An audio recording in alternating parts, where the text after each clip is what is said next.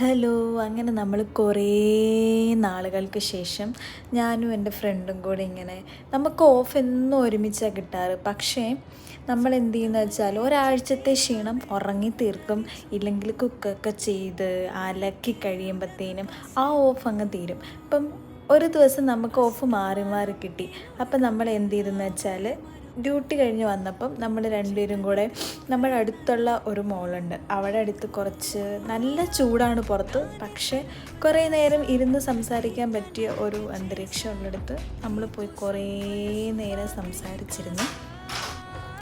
എന്നിട്ട് ഫുഡൊക്കെ കഴിച്ച് പിന്നെ നമ്മുടെ വേറൊരു ഫ്രണ്ടും കൂടെ വന്നു കേട്ടോ. അപ്പം അവനും ഇന്ന് ഓഫായിരുന്നു. അങ്ങനെ വന്ന് നമ്മൾ ഒരുമിച്ചിരുന്ന് കുറേ നേരം സംസാരിച്ച് ഫുഡൊക്കെ കഴിച്ച് റിലാക്സായി തിരിച്ചു പോയി കിടന്നുറങ്ങി വീണ്ടും ജോലിക്ക് പോകുന്നു.